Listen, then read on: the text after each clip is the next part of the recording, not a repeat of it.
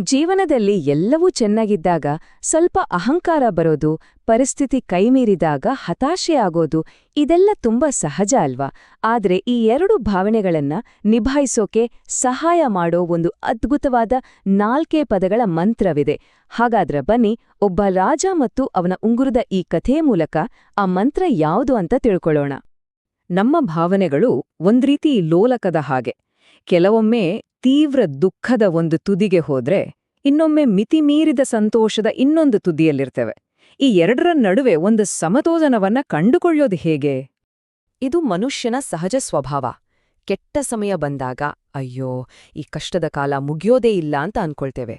ಹಾಗೇನೆ ಒಳ್ಳೆ ದಿನಗಳು ಬಂದಾಗ ಈ ಖುಷಿ, ಈ ಸಂಭ್ರಮ ಯಾವತ್ತೂ ಹೀಗೇ ಇರುತ್ತೆ ಅಂತ ನಂಬಿಬಿಡ್ತೇವೆ. ಸರಿ, ಈಗ ನಮ್ಮ ಕಥೆಯ ಮುಖ್ಯ ಪಾತ್ರವನ್ನ ಭೇಟಿಯಾಗೋಣ. ಈತ ಒಬ್ಬ ಬಹಳ ಶಕ್ತಿಶಾಲಿ, ಶ್ರೀಮಂತ ರಾಜ. ಅವನ ಹತ್ತಿರ ಅಧಿಕಾರಕ್ಕಾಗಲಿ ಸಂಪತ್ತಿಗಾಗಲಿ ಯಾವುದಕ್ಕೂ ಕೊರತೆ ಇರಲಿಲ್ಲ. ಆದರೆ ಅವನ ಅತಿದೊಡ್ಡ ಶತ್ರು ಎಲ್ಲೋ ಹೊರಗಡೆ ಇರಲಿಲ್ಲ, ಅವನೊಳಗೇ ಇತ್ತು. ಅದುವೇ ಅವನ ಚಂಚಲವಾದ ಭಾವನೆಗಳು.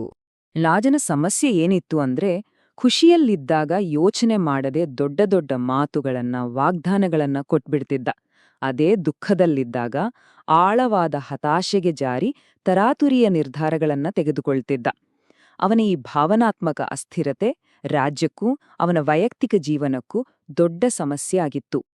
ತನ್ನ ಈ ದೌರ್ಬಲ್ಯದಿಂದ ಬೇಸತ್ತು ಹೋದ ರಾಜ ಇದಕ್ಕೆ ಒಂದು ಪರಿಹಾರ ಕಂಡುಕೊಳ್ಳೇಬೇಕು ಅಂತ ನಿರ್ಧರಿಸಿದ.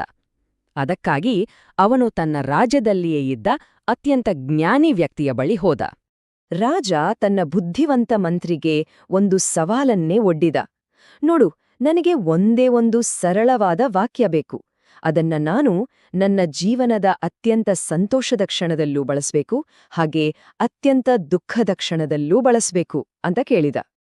ಮಂತ್ರಿಯ ಪರಿಹಾರ ತುಂಬಾ ಕುತೂಹಲಕಾರಿಯಾಗಿತ್ತು.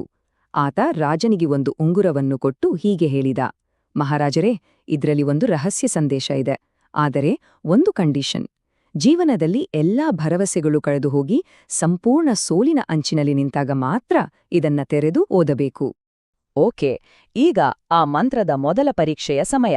ರಾಜ ತನ್ನ ಜೀವಕ್ಕೆ ಅಪಾಯ ತರುವಂತಹ ಒಂದು ದೊಡ್ಡ ಬಿಕ್ಕಟ್ಟನ್ನ ಎದುರಿಸಬೇಕಾಗಿ ಬಂತು. ಕೆಲವೇ ಸಮಯದಲ್ಲಿ ರಾಜನ ಜೀವನದಲ್ಲಿ ಎಲ್ಲವೂ ತಲೆ ಕೆಳಗಾಯ್ತು. ಮೊದಲು ನೆರೆಯ ರಾಜ್ಯದವರು ದಾಳಿ ಮಾಡಿದ್ರು. ಆಮೇಲೆ ರಾಜ ಯುದ್ಧದಲ್ಲಿ ಸೋತ್ ಹೋದ. ಪ್ರಾಣ ಉಳಿಸ್ಕೊಳ್ಳೋಕೆ ಕಾಡಿಗೆ ಓಡಿ ಹೋಗಬೇಕಾಯ್ತು. ಮತ್ತು ಕೊನೆಗೆ ಶತ್ರುಗಳು ಅವನನ್ನ ಒಂದು ಕಡೆ ಸುತ್ತುವರೆದುಬಿಟ್ರು. ಆ ದೃಶ್ಯವನ್ನ ಒಮ್ಮೆ ಕಲ್ಪನೆ ಮಾಡ್ಕೊಳ್ಳಿ. ಮುಂದೆ ಜಿಗಿದ್ರೆ ಪ್ರಪಾತ, ಸಾವು ನಿಶ್ಚಿತ. ಹಿಂದೆ ನೋಡಿದ್ರೆ ಕೊಲ್ಲೋಕ್ ಸಿದ್ಧವಾಗಿರೋ ಶತ್ರು ಸೈನ್ಯ. ಎಲ್ಲೂ ಹೋಗೋಕೆ ದಾರಿಯೇ ಇಲ್ಲ ಅನ್ನೋ ಹತಾಶೆ ಅವನನ್ನ ಸಂಪೂರ್ಣವಾಗಿ ಆವರಿಸ್ಕೊಂಡ್ಬಿಟ್ಟಿತ್ತು. ಸಾವಿನ ಅಂಚಿನಲ್ಲಿ ನಿಂತಿದ್ದ ರಾಜ ತನ್ನ ಕೊನೆಯ ಕ್ಷಣಗಳನ್ನ ಎಣಿಸಿದ್ದ. ಆಗ ಥಟ್ಟನೆ ಅವನಿಗೆ ಮಂತ್ರಿ ಕೊಟ್ಟಿದ್ದ ಆ ಉಂಗುರದ ನೆನಪಾಯಿತು. ಅಷ್ಟಕ್ಕೂ ಏನಿದೆ ಅದರಲ್ಲಿ ಅಂತ ತಿಳಿಯೋ ಕುತೂಹಲ ಹೆಚ್ಚಾಗ್ತಿದೆ ಅಲ್ವಾ? ರಾಜ ಉಂಗುರವನ್ನು ತೆರೆದು ನೋಡಿದ. ಅದರ ಮೇಲೆ ಬರೆದಿದ್ದ ವಾಕ್ಯ ಇದು: ಯಹ ಸಮಯ ಭಿ ಗುಜರ್ ಜಾಯೇಗಾ, ಅಂದ್ರೆ ಈ ಸಮಯವೂ ಕಳೆದು ಹೋಗುವುದು. ಈ 4 ಪದಗಳು ಅವನ ಕಿವಿಗೆ ಬಿದ್ದ ತಕ್ಷಣ ಅವನ ಭಯ, ಹತಾಶೆ ಎಲ್ಲವೂ ಮಾಯವಾಗಿ ಮನಸ್ಸಿನಲ್ಲಿ ಒಂದು ಅನಿರೀಕ್ಷಿತವಾದ ಶಾಂತಿ ಮೂಡಿತು. ಅವನ ಇಡೀ ದೃಷ್ಟಿಕೋನವೇ ಬದಲಾಗಿ ಹೋಯಿತು. ಸರಿ, ಕಷ್ಟದ ಸಮಯದಲ್ಲಿ ಈ ಮಂತ್ರ ಕೆಲಸ ಮಾಡ್ತು. ಹಾಗಾದ್ರೆ ಅತಿದೊಡ್ಡ ವಿಜಯದ ಕ್ಷಣದಲ್ಲಿ ಏನಾಗುತ್ತೆ? ಈಗ ಕಥೆ ಮಂತ್ರದ 2ನೇ ಪರೀಕ್ಷೆಯ ಕಡೆಗೆ ಸಾಗುತ್ತೆ.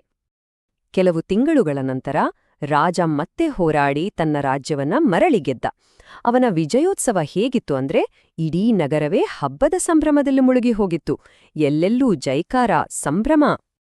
ಈಗ ರಾಜನ ಭಾವನಾತ್ಮಕ ಸ್ಥಿತಿಯನ್ನ ನೋಡಿ. ಹಿಂದೆ ಹತಾಶೆಯಲ್ಲಿದ್ದವನು ಈಗ ಸಂಪೂರ್ಣವಾಗಿ ಅದರ ವಿರುದ್ಧ ದಿಕ್ಕಿನಲ್ಲಿದ್ದಾನೆ. ವಿಜಯದ ಗರ್ವ, ಅಹಂಕಾರದಿಂದ ಬೀಗುತ್ತಿದ್ದ ನಾನೇ ಶ್ರೇಷ್ಠ ಅನ್ನೋ ಭಾವನೆ.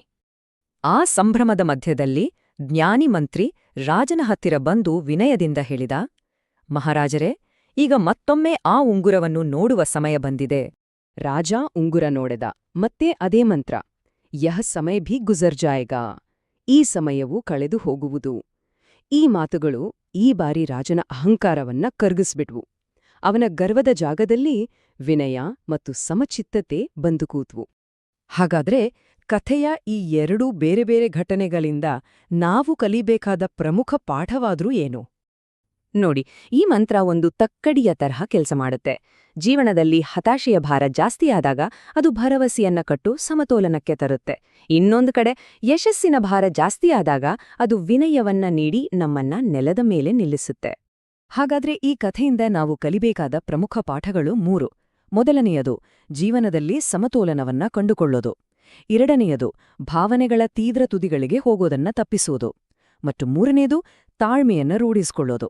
ಯಾಕಂದ್ರೆ ಪ್ರತಿಯೊಂದು ರಾತ್ರಿಯ ನಂತರ ಬೆಳಗ್ಗೆ ಬಂದೇ ಬರುತ್ತೆ. ಹಾಗಾಗಿ ಈ ಒಂದು ಪ್ರಬಲವಾದ ಮಂತ್ರವನ್ನ ನಮ್ಮ ಮನಸ್ಸಿನಲ್ಲಿ ಅಚ್ಚೊತ್ತಿಕೊಳ್ಳೋಣ. ಈ ಸಮಯವು ಕಳೆದು ಹೋಗುವುದು.